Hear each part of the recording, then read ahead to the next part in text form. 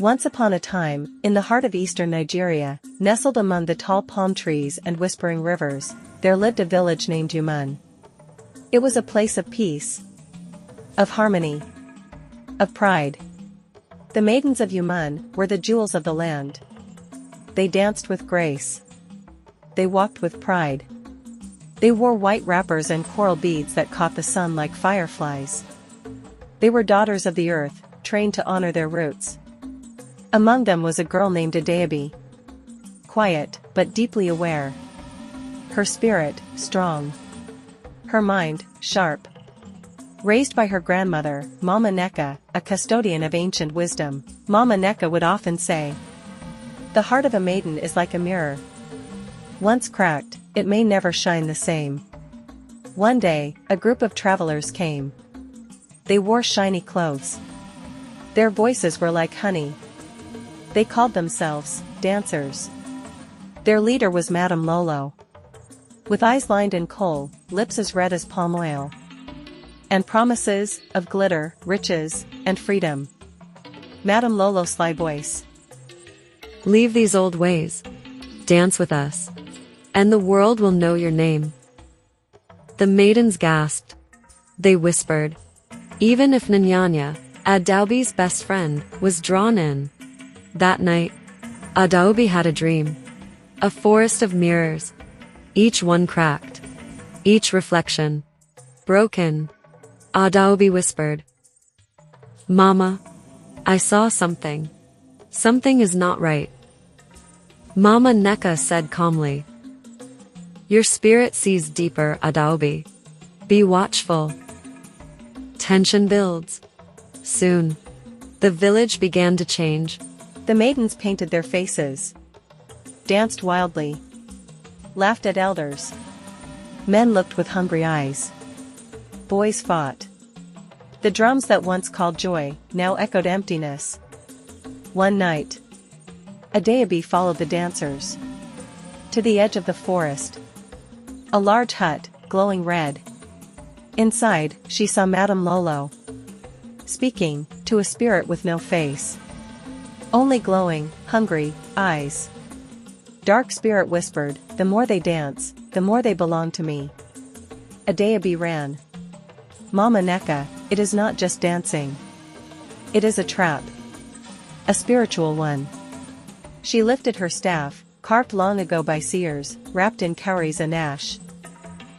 "Mama Nneka, we must act. Now." At the village square, the drums beat loudly. Mama Nneka booming, "People of Umunne, your daughters are not free. They are bound." Madame Lolo laughs, "These are the lies of old bones." But then, Adaobi stepped forward. "Adaobi, I saw it. I felt it. We are not rising, we are falling." Soft cries, whispers, then. Nneka, broken, pale, trembling, stepped out from the crowd. "Nneka, she is right. I feel empty. I want to come back." One by one, the maidens followed her. Suddenly, the shadow spirit rose behind Madame Lolo. Larger than a tree. Darker than midnight. Mama Nneka raised her staff, and the spirit vanished in a blinding burst of light. Madame Lolo fled into the forest, never to return. The red hut crumbled into dust. The maidens washed their faces. They danced in white wrappers once more. And the people sang the songs of their ancestors. Adaobi became known as the girl with the strong spirit. And when the village drums played again, it was not for fame, but for joy. But peace, like the morning mist, can fade, and not all spirits go quietly into the night. Though the red hut had vanished, and Madame Lolo had disappeared, something remained. That night, Adaobi had another dream. In the dream a river ran backwards, a cracked mirror floated on it, and a whisper echoed through the trees. Whispering voice echoed, "You have won the crowd but not the core." Adaobi awoke troubled. Mama Nneka, already grinding herbs outside, looked up. Mama Nneka said knowing, "The darkness left a seed. We must cleanse it before it grows." The elders of Umunne gathered. Some still doubted Adaobi. Some whispered that she was dreaming too much. Too deeply. But the sky had started changing. At dusk, the clouds turned gray and green. And at the edge of the village, near the old well, strange things began to happen. Children reported seeing shadows dance with no drummers. Goats refused to graze near the stream. And the youngest maiden, Nneka, fell into a strange sleep. She muttered the same thing over and over. Nneka whispered, the mirror, don't let it break again." That's when Adaobi knew. The spirit they'd faced was only one of many. The real danger was within the girls themselves. The pain. The shame. The curiosity. These were doors. Together with Mama Nneka, Adaobi led a cleansing walk. The girls who had once danced under Madame Lolo now held clay pots. They walked barefoot through the village, past the stream, the trees, the market square. They poured water. They sang softly. And for the first time, they told their truths. Ifyananya, I didn't know what I was becoming. I just wanted to feel seen. Nkechi's sister, I followed because I was tired of silence. Tired of waiting to matter. Adaobi listened. Not with judgment, but with heart.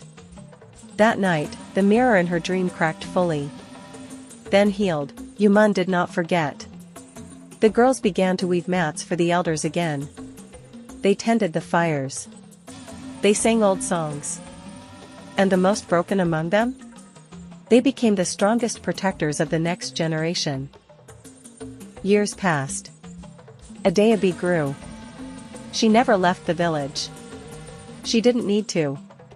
She had found her path. And when little girls now ask, young girl voice, Aneni Adaobi, is it true you faced a spirit? She would smile softly and reply, Adaobi wise-voiced, yes, child.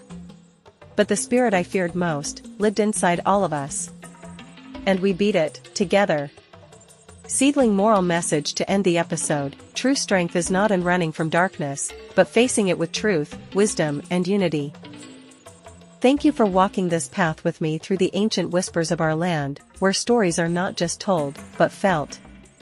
If today's tale touched your heart, sparked your imagination, or made you feel seen, then I invite you to become part of our storytelling circle. Click subscribe to Tales by Jessica, where every week, new voices rise from the roots of Africa.